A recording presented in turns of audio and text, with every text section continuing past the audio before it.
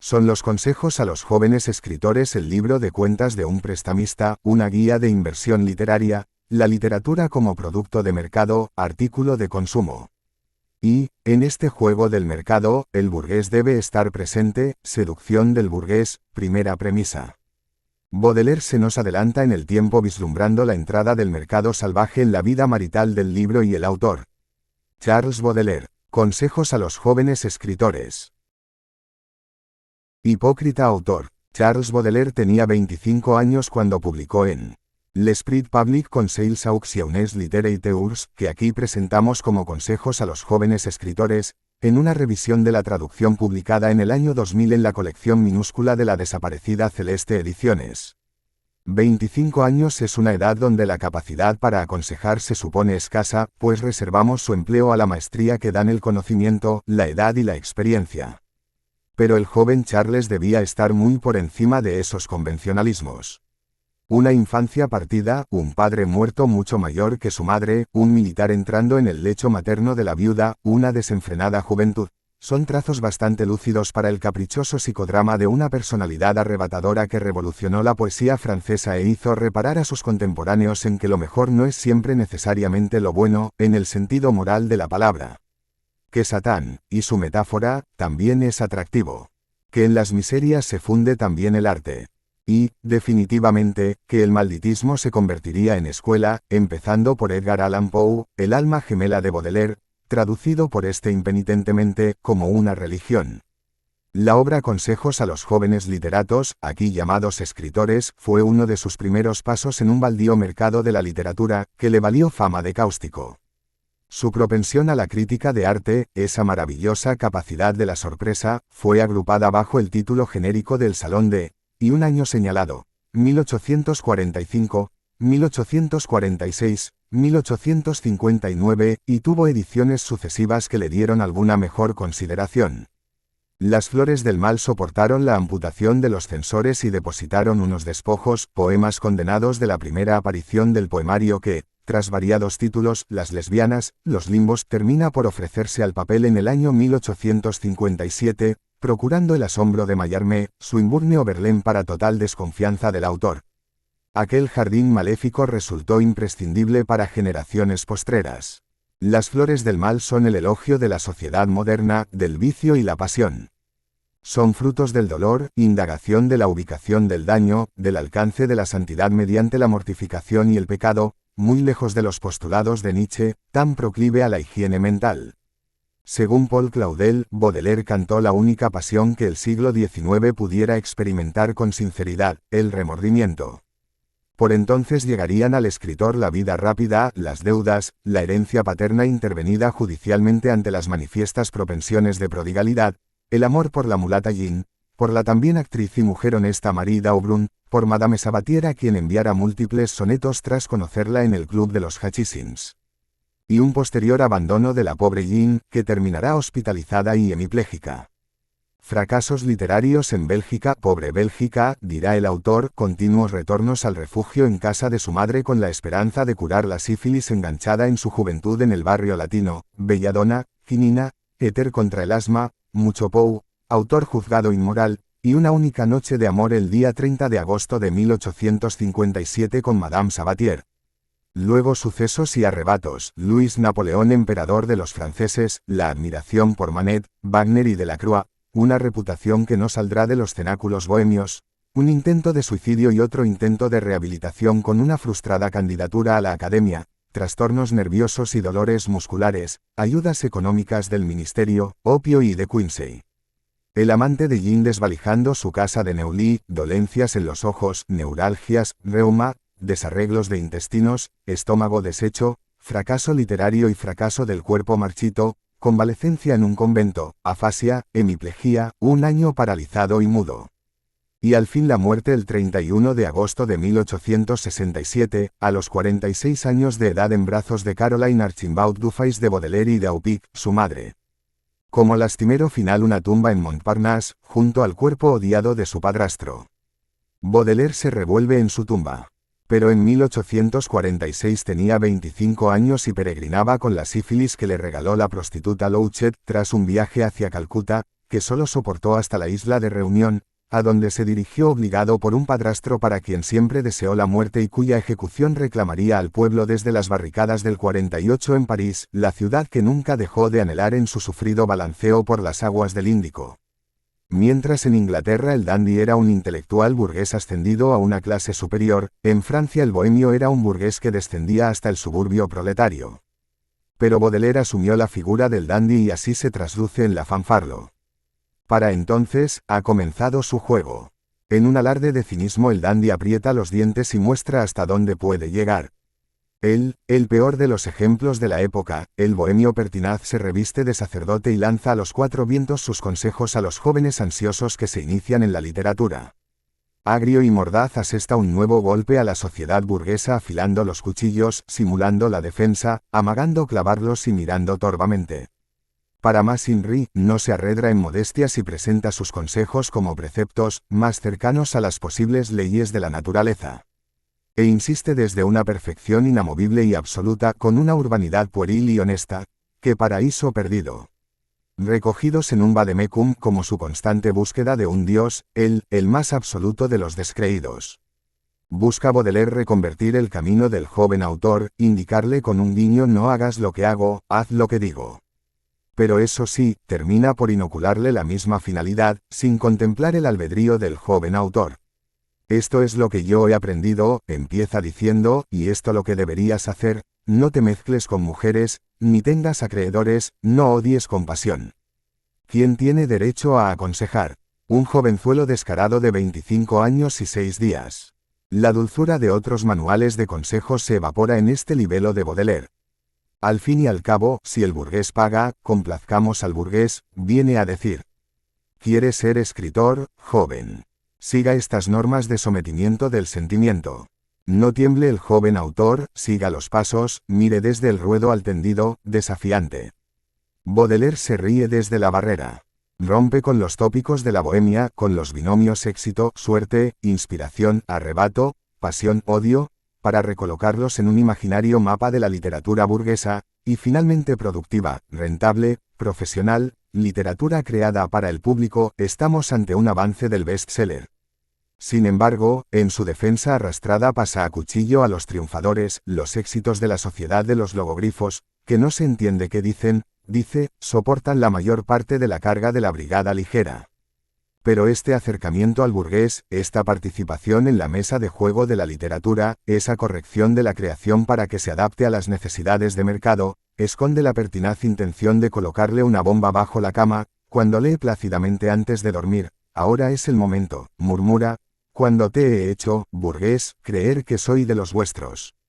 El terrorista Baudelaire se desenmáscara. El irónico ejercicio de la defensa de lo políticamente correcto, como decimos ahora, es un simple motivo para revolverse desde el malditismo presbiteriano. Si fuese capaz de hacer todo lo que digo, viene a gritar desde el pavé de París, me tendríais que aceptar, burgueses. Pero no será él quien lo haga. Lo dejará en manos de aprendices, aquellos que deben terminar siendo el burgués mismo. Baudelaire se instala por encima del bien, del mal y hasta de las flores. Son los consejos el libro de cuentas de un prestamista, una guía de inversión literaria, la literatura como producto de mercado, artículo de consumo. Y en este juego del mercado, el burgués debe estar presente, seducción del burgués, primera premisa. Si el burgués está complacido, vivirás afortunadamente autor. Se inicia así una transformación, el autor empieza a parecerse cada vez más a aquello que más detesta. Tendrá preeminencia la razón sobre la inspiración, y el trabajo diario, mercantilizado, productivo, eficiente para procurarla. Para ello hay que mantener todas las formas, nada de acreedores que desprestigien el chasis financiero. Mujeres las justas y de buena reputación, nada de actrices como la Duval, la amante, la actriz mulata. Nada de mujeres brillantes que hagan sombra al hombre. Sean esposas prudentes que esperen en casa con el puchero en el fuego y las pantuflas burguesas en la boca. Y ponga usted buena cara, manéjese bien con todo el mundo. Por favor, que no venga su padrastro a recogerlo, para llevarlo borracho a casa, para disponer una administración judicial de su herencia por el anciano juez de Neuilly. Algunas de las comparaciones que suscitan la recomendación, como en un juego de espejos, son los arcos principales del texto.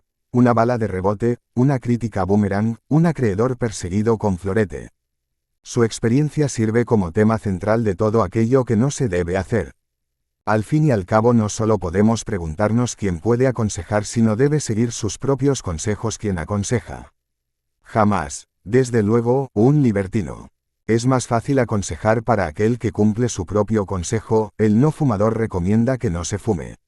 El fumador libertino recomendará que no fumes como un trabajo hercúleo, pues no le tutela el ejemplo. Decimos moralmente libertino, que no idiota, ajeno a la realidad, a los abusos y riesgos del mercado, que aquí solo se llama literatura. Baudelaire se cuestiona desde el salario hasta la compañía femenina, esto es, todos los riscos de su atormentada vida, todos los avatares que lo sumieron en la melancolía de un jardín maligno. El odio como un licor caro y precioso para quien ha dilapidado el odio. La pasión como un muro que debe ser demolido para quien plantea con pasión las demoliciones. Quien espere consejos encontrará la risotada del maestro tras el humo del hash. Baudelaire atisba algunos elementos que se desarrollarán en la civilización moderna del siglo XX de la literatura, la profesionalización del autor, que ya no tiene por qué sobrevivir en cuartos de la mala muerte, sino que le basta asomarse a los tranquilos balcones de las columnas de los periódicos, al vertiginoso mundo de los guiones de cine, al éxito rutilante y rebosante del premio, al sindicato de la sociedad de autores, al escaparate de Internet, radios, prensa y televisión que lo llevan entre paños hacia el Olimpo del color. Triunfan los aplicados en la producción en cadena, en los herederos donalizados del montaje fordista. El Parnaso del presente se aloja en los anaqueles de las novedades, en los suplementos de los sábados. Hay autores a quienes se compra y fichan por escuderías de la alta comunicación, son la plena fundición con el burgués, salvemos las distancias, que recomienda Baudelaire. De ahí su máxima exhortando a corregir los textos como toda persona en su sano juicio haría, corregir para ser aceptado en la sociedad. Dar muerte a la libertad en pos de la convivencia y la connivencia. Se nos adelanta en el tiempo vislumbrando la entrada del mercado salvaje en la vida marital del libro y el autor. Hay libros que mueren antes de ser publicados, y otros que nacen con una 20ª edición bajo el brazo. Hay autores tocados por el éxito en la raíz de un favor, no de la suerte. Hay autores X que premian a autores y que premian a autores X. Hay libros donde el nombre del autor es más importante que el título y ocupa media página. Libros donde el rostro del autor llena la portada. Hay títulos que parecen ideados por publicistas. Hay libros, definitivamente, que mejor sería que no naciesen, pero el mercado manda y ordena, publica y vende. Al paso del mercado hay que sujetarse al pasamanos del éxito y saltar desde el arcén. Si el mercado pasa, súbete. Que el revisor pique el billete de escritor complaciente. Si hay que hacer concesiones, hazlas. Pero con inteligencia, que no se te note en absoluto que eres hipócrita, sublimemente hipócrita, mi joven autor, mi hermano, mon semblable. Alfonso Salazar. Al lector. La necedad, el hierro, la culpa, la codicia. Ocupan nuestro espíritu, minan nuestro cuerpo. Como los mendigos alimentan su inmundicia. Nutrimos nuestros complacientes remordimientos. Terco es el pecado, cobarde la contrición. Y volvemos alegres al camino de fango. Tras hacernos pagar con creces la confesión. Creyendo lavar nuestras faltas con viles llantos. En la almohada del mal es Satán Trimegisto. Quien mece con tiempo nuestro espíritu embrujado. Y nuestra voluntad, un metal rico. Entre las manos de este alquimista se ha esfumado. El diablo es quien maneja los hilos que nos mueven. A objetos repugnantes les hallamos encantos. Cada día al infierno nuestros pasos descienden. Sin horror, tinieblas que apestan atravesamos. Tal y como besa y muerde un pobre libertino. El seno martirizado de una puta vieja. Robamos al pasar un placer clandestino. Que exprimimos bien fuerte, como naranja seca. Denso, hormigueante como 1.000.000 de gusanos. Se agolpa en nuestro cerebro un pueblo de demonios. Y la muerte a los pulmones, cuando respiramos. Desciende, río invisible, con gemidos sordos. La violación, el veneno, el incendio, el puñal. Si aún no han bordado con sus caprichosos trazos. El cañamazo banal de nuestro triste azar. Es porque nuestra alma no se atreve aún a tanto. De entre los chacales, panteras, perros de caza. Los escorpiones, serpientes, los buitres, los simios. Monstruos que aúllan, gritan, gruñen, que se arrastran. En la infame casa de fieras de nuestros vicios. Hay uno más espantoso, más malvado, inmundo, que sin hacer grandes aspavientos, ni gritando, de un bostezo se tragaría el mundo, y con gusto dejase la tierra hecha pedazos. El aburrimiento, con ojos de llanto espontáneo, y fumando su narguile, sueña con cadalsos. Tú conoces, lector, a ese monstruo delicado. Hipócrita lector, mi semejante, mi hermano. Les Fleurs du Mal, Charles Baudelaire, versión Alfonso Salazar. Publicado en l'Esprit Public, 15 de abril de 1846. Consejos a los jóvenes escritores. Charles Baudelaire. Los preceptos que va a leer son fruto de la experiencia implica una cierta suma de errores y pifias que cada cual va cometiendo. Algunas o todas son necesarias, espero que mi experiencia sea verificada con la de cada cual. Los señalados preceptos no tienen pues otra pretensión que aquella de vademecum, ni otra utilidad que aquella del civismo pueril y honesto. Utilidad enorme. Supongan el código del civismo escrito por una Warrens. De corazón inteligente y bueno, el arte de arreglarse enseñado por una madre. Así pongo en estos preceptos dedicados a los jóvenes escritores una ternura fraternal. Y de la suerte y la mala suerte en los comienzos. Los jóvenes escritores que hablan de un joven colega con tono envidioso dicen, es un buen principio, ha tenido una suerte bárbara, no reflexionan en que todo comienzo tiene siempre sus precedentes y que es el efecto de otros 20 comienzos que no son desconocidos. No sé si podemos considerar que alguna vez, vistos los hechos, les haya sonado la flauta, creo más bien que un éxito es, en proporción aritmética o geométrica, producto de la fuerza del escritor, el resultado de éxitos anteriores, a menudo invisibles a simple vista. Hay una lenta agregación de éxitos moleculares, pero generaciones milagrosas y espontáneas, jamás. Aquellos que dicen, tengo mala pata, son los que no han tenido aún éxito y que lo desconocen. Hablo pues de las miles de circunstancias que rodean la voluntad humana y que tienen, en sí, sus causas legítimas de existencia, constituyen una circunferencia en la cual está encerrada la voluntad. Pero esta circunferencia es mudable, está viva, gira y cambia todos los días, cada minuto, cada segundo su círculo y su centro. Así, ejercitadas por ella, todas las voluntades humanas que están enclaustradas varían a cada momento su juego recíproco, y esto es lo que constituye la libertad. Libertad y fatalidad son contrarios, pero vistas de cerca y de lejos, resultan ser una única voluntad. Por ello no existe la mala pata. Si uno tiene mala suerte, es que le falta algo, hay que conocer ese algo, estudiar el juego de las vecinas voluntades para desplazar con mayor facilidad la circunferencia. Un ejemplo entre mil. Algunas de las personas a las que amo y estimo arremeten contra las popularidades actuales. Eugene Sue, Paul Feba. Son unos logogrifo, en acción, pero el talento de esta gente, por frívolo que sea, existe, y la cólera de mis amigos o no existe o más bien, existe negativamente, pues es una pérdida de tiempo, una de las cosas del mundo menos apreciada. La pregunta no es saber si la literatura sentimental o de la forma es superior a la que está de moda.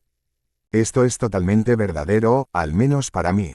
Pero no será más que la mitad de verdadero, mientras no tengáis en el género que os queréis instalar tanto talento como Eugene Sue en el suyo. Alumbrad tanto interés con nuevos medios, poseed una fuerza igual y superior en sentido contrario, doblad, triplicad, cuadriplicad la dosis hasta una igual concentración, y ya no tendréis derecho a maldecir al burgués porque el burgués estará con vosotros. Hasta que, vae victis. Pues nada es más verdad que la fuerza, que es la justicia suprema. 2. De los salarios. Por bella que sea una casa, es sobre todo, antes de que su belleza sea demostrada, tantos metros de alta por tantos de larga. Así la literatura, que es la materia más inapreciable, es ante todo un relleno de columnas que el arquitecto literario, cuyo solo nombre no tiene posibilidad de proporcionar beneficio alguno, debe vender a cualquier precio. Hay gente joven que dice, puesto que esto no vale casi nada, ¿para qué esforzarse tanto? Podrían ofrecer una obra mucho mejor, y en tal caso, no les escamotearían más que por la necesidad actual, por la ley de la naturaleza, pero se desvalijan ellos mismos, aún mal pagados, habrían encontrado algo de honor, pero mal pagados, se sienten deshonrados. Resumo todo lo que podría escribir sobre esta materia, en esta máxima suprema que dejo a la meditación de todos los filósofos, de todos los historiadores y de todos los hombres de negocios, solo por los buenos sentimientos se alcanza la fortuna. Aquellos que dicen, ¿para qué romperse la cabeza por tan poco?, son los que más tarde, una vez alcanzado al éxito, quieren vender sus libros por 200 francos el folletín y que rechazados, vuelven al día siguiente a ofrecerlos a la mitad. El hombre razonable es el que opina, creo que esto vale tanto, porque tengo talento, pero si es necesario hacer concesiones, las haré, para tener el honor de estar entre los vuestros. 3. De las simpatías y las antipatías. En amor, como en literatura, las simpatías son involuntarias, no obstante tienen la necesidad de ser verificadas y aquí, la razón tiene su posterior importancia. Las verdaderas simpatías son excelentes porque son dos en una, las falsedades son detestables, porque no son más que una, excepto la indiferencia primitiva, que vale más que el odio, consecuencia necesaria del engaño y la desilusión. Por ello admito y admiro la camaradería en tanto que está fundada sobre las referencias esenciales de la razón y el temperamento. Es una de las santas manifestaciones de la naturaleza, una de las numerosas aplicaciones de este proverbio sagrado, la unión hace la fuerza. La misma ley de franqueza y de ingenuidad debe regir las antipatías. Mientras tanto, hay gente que se fabrica tanto odios como admiraciones, atolondradamente. Es bastante imprudente, supone crearse un enemigo sin beneficio ni provecho. Un golpe que no lleva a nada, no hiere el corazón del rival como era su destino, sin contar además que se puede, a tontas y a locas, herir a uno de los testigos del combate. Un día, durante una lección de esgrima, un acreedor vino a importunarme, lo perseguí por la escalera a golpes de florete. Cuando volví, el maestro de armas, un gigante pacífico que me habría tumbado de un soplido, me dijo cómo ha derrochado usted su antipatía. Un poeta, un filósofo. Bah, había perdido el tiempo de realizar 2 asaltos, estaba sofocado, avergonzado y despreciado por un hombre más, el acreedor a quien no había conseguido hacer un gran daño. En efecto, el odio es un licor precioso, un veneno más caro que el de los Borgia, porque está hecho con nuestra sangre, nuestra salud, nuestro sueño y 2/3 de nuestro amor. Es imprescindible ser avaro. IV. Del vapuleo. El vapuleo no debe ser practicado más que contra los partidarios del error. Si sois fuertes, atacar a un hombre fuerte es perderse, aunque disintáis en algunos puntos, será siempre de los vuestros en determinadas ocasiones. Hay 2 métodos de vapuleo, dando rodeos o por la línea recta, que es el camino más corto. Se encuentran suficientes ejemplos de cómo dar rodeos en los folletines de J. Yanin. Estas perífrasis divierten a la galería, pero no la instruyen. La línea recta es ahora practicada con éxito por algunos periodistas ingleses, en París, está en desuso, Granier de Casagnac. Me parece que la tiene demasiado olvidada. Consiste en decir, el señor X es un hombre deshonesto y además un imbécil, y es lo que voy a probar, y probarlo, por esto, por aquello, etc. Recomiendo este método a todos aquellos que tienen fe en la razón y la mano dura. Un vapuleo fallido es un deplorable accidente, es una flecha que se nos vuelve, o al menos nos destroza la mano, una bala de rebote que nos puede matar.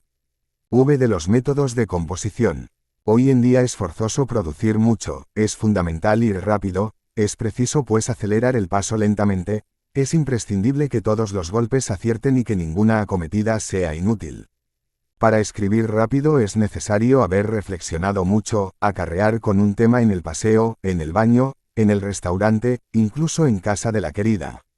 E. de la Croix me dijo un día, el arte es algo tan ideal y fugitivo, que las herramientas nunca son las apropiadas, ni los medios lo bastante expeditivos.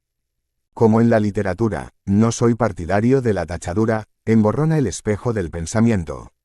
Algunos, y de los más distinguidos y conscientes, Eduardo Urliac.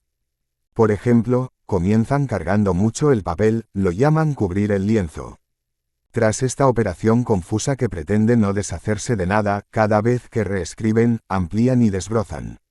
El resultado puede ser excelente, aunque abuse del tiempo y del talento. Cubrir el lienzo no es llenarlo de colores, es bosquejar en frotis.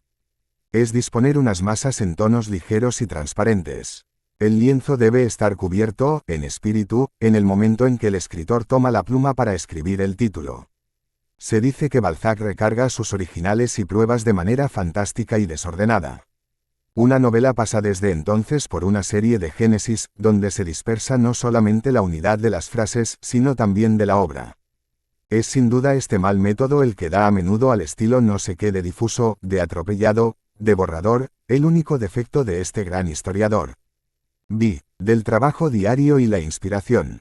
La orgía no es la hermana de la inspiración, hemos roto este parentesco adúltero. El súbito nerviosismo y debilidad de algunas jóvenes promesas son suficiente testimonio contra este odioso prejuicio. Una alimentación sustancial, pero regular, es la única cosa necesaria para escritores fecundos. La inspiración es decididamente la hermana del trabajo diario. Estos dos contrarios no se excluyen más que todos los contrarios que constituyen la naturaleza. La inspiración sucede, como el hambre, como la digestión, como el sueño. Hay sin duda en el espíritu una especie de mecánica celeste, de la que no hay que avergonzarse, hay que sacarle el partido más glorioso, como hacen los médicos con la mecánica del cuerpo. Si se quiere vivir en una contemplación obstinada de las obras futuras, el trabajo diario estará al servicio de la inspiración, así como una escritura legible sirve para aclarar el pensamiento calmado y potente sirve para escribir de manera legible, porque el tiempo de las malas escrituras ha pasado. 7. De la poesía. En cuanto a aquellos que se entregan o se han entregado con éxito a la poesía, les recomiendo que no la abandonen nunca. La poesía es una de las artes que más rinden, aunque sea una especie de inversión donde se alcanzan tarde los intereses que, en cambio, son enormes. Desafío a los envidiosos a que me citen buenos versos que hayan arruinado a un editor. Desde el punto de vista moral, la poesía establece unos límites entre los espíritus de primer orden y los de segundo, de tal manera, que el público más burgués no puede escapar a esta influencia despótica. Conozco a gente que lee en los folletines, a menudo mediocres, de Théophile Gautier solo porque ha escrito la Comédie de la Mort. Sin duda no aprecian todos los encantos de esta obra, pero saben que es poeta. Lo cual asombra por otra parte, pues todo hombre hecho y derecho puede estar sin comer 2 días, pero sin poesía. El arte que satisface la necesidad más imperiosa será siempre el más honrado. 8. De los acreedores. Recordaréis sin duda una comedia titulada Desorden y genio. Que el desorden a veces haya acompañado al genio, prueba solamente que el genio es terriblemente fuerte. Desgraciadamente, este título hace suponer a muchos jóvenes que más que una coincidencia se trata de una necesidad. Dudo mucho que Goethe tuviese acreedores, el propio Hoffmann. El desordenado Hoffmann, preso de necesidades más frecuentes, aspiraba sin tregua a arreglárselas, y murió en el momento en que una vida más larga permitía a su genio un desarrollo más radiante. Nunca tengáis acreedores, haced, si queréis, como que los tenéis, es todo lo que puedo permitiros. X. De las amantes. Si quiero observar la ley de los contrastes que gobierna el orden moral y el orden físico, estoy obligado a ordenar en sus clases a las mujeres peligrosas para la gente de letras, la mujer honesta, la sabionda y la actriz. La mujer honesta, porque pertenece necesariamente a 2 hombres y es mediocre pasto para el alma despótica de un poeta, la sabionda porque es un hombre marrado, la actriz porque se lustra de literatura y habla en argot. Simplemente, porque no es una mujer en toda la acepción del término, ya que el público es para ella algo más precioso que el amor. ¿Os imagináis un poeta enamorado de su mujer y obligado a verla interpretar a un travesti?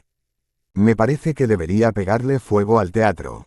¿Os lo imagináis obligado a escribir un papel para su mujer que no tiene ni pizca de talento? Y a aquel otro sudoroso por tener que devolver en unos epigramas al público del proscenio los dolores que el público le ha hecho pasar a su ser más querido, ese ser que los orientales guardaban bajo 7 llaves antes de venir a estudiar derecho a París. Porque a todos los verdaderos escritores les molesta la literatura en determinados momentos, no admito para ellos, almas libres y orgullosas, espíritus fatigados, que tienen siempre necesidad de reposar el 7º día, más que 2 clases de mujeres posibles, las putas o las mujeres tontas, el amor o el puchero. Hermanos, es necesario explicar las razones. Charles Baudelaire, París, 1821 a 1867. Poeta francés, uno de los máximos exponentes del simbolismo, considerado a menudo el iniciador de la poesía moderna. Hijo del ex sacerdote Joseph-François Baudelaire y de Caroline Dufayis, nació en París el 9 de abril de 1821.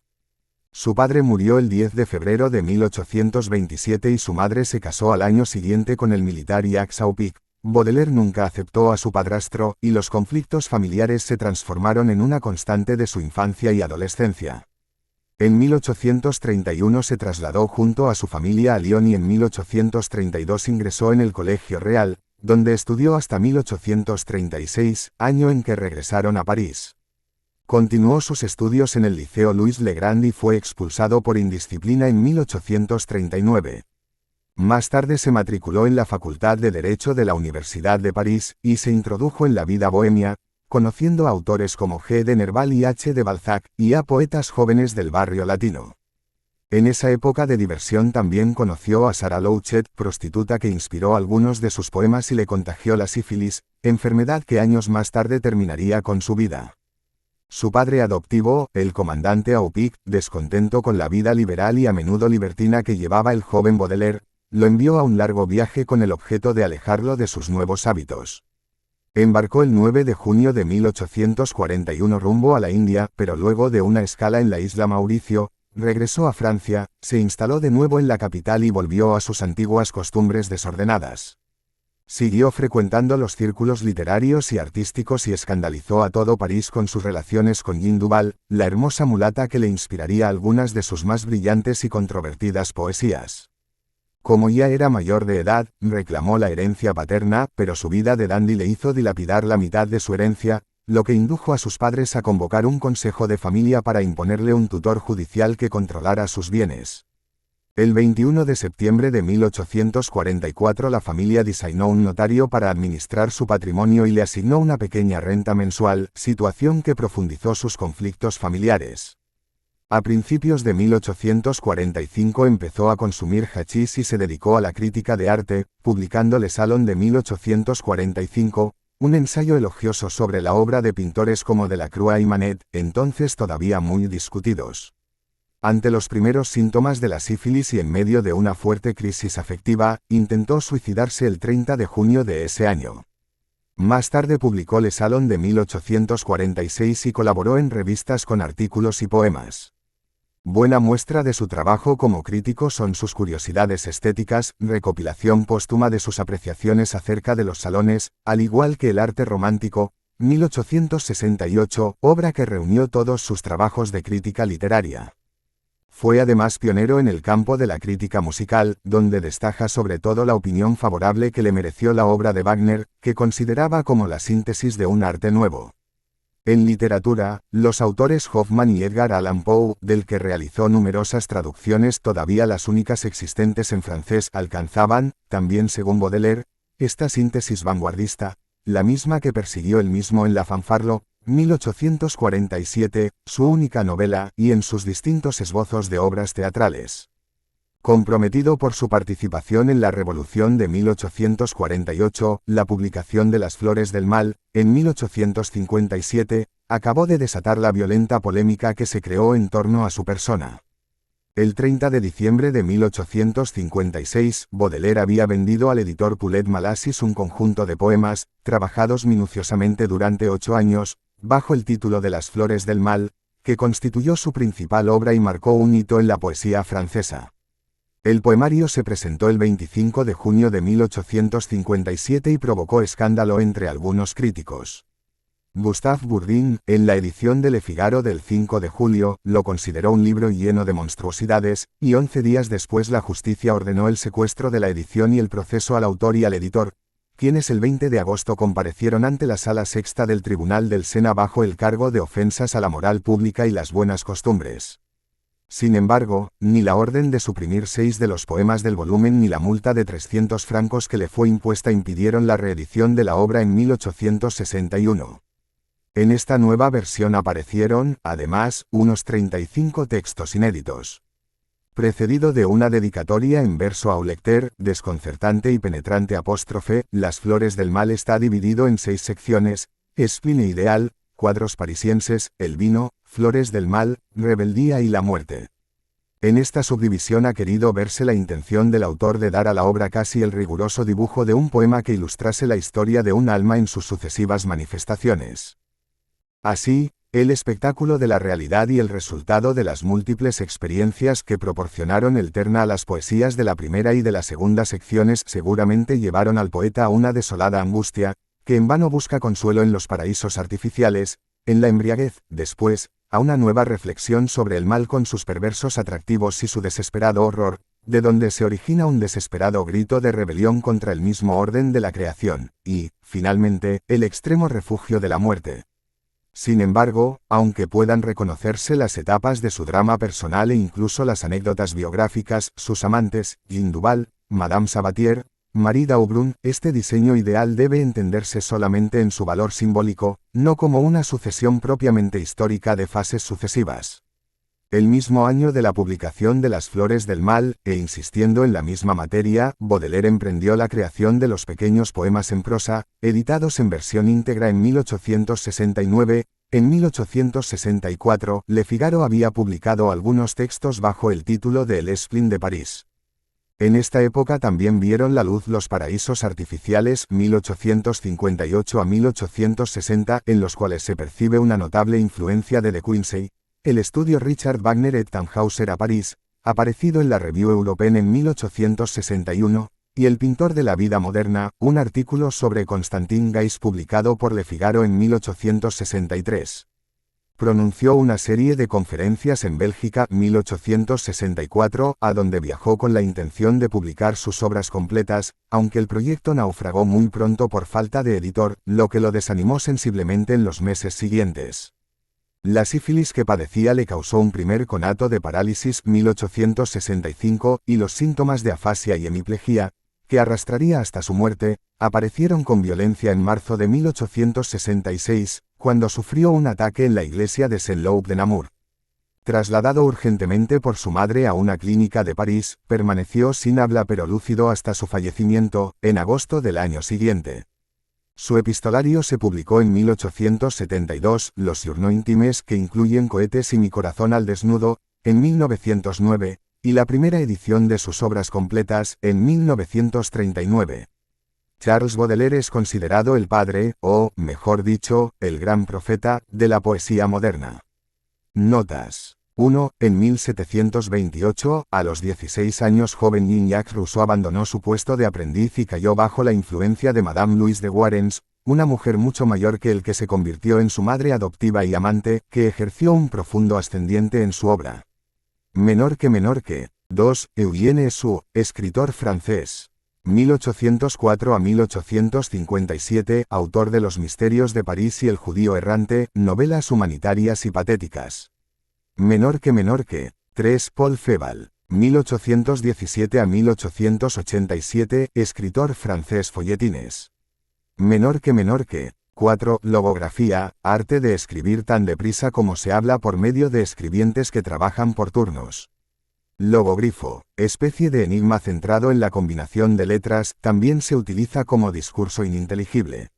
Menor que. 5. Expresión atribuida a Breno, dirigida a los romanos tras la conquista y saqueo de Roma, recordándoles que los vencidos están siempre a merced del vencedor.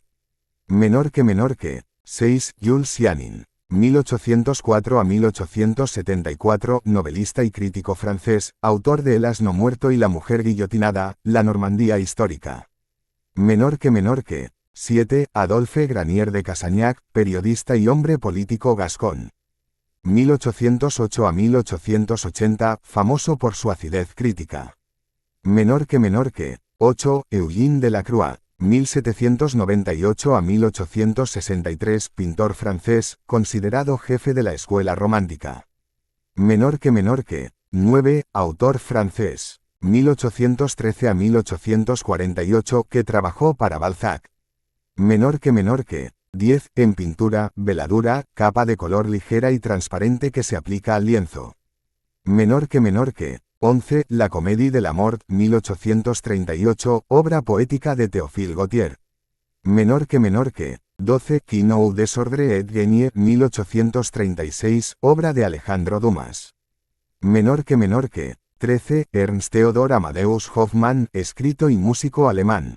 1776 a 1822, de inspiración poderosa y subyugante, a quien Baudelaire admirase. Menor que.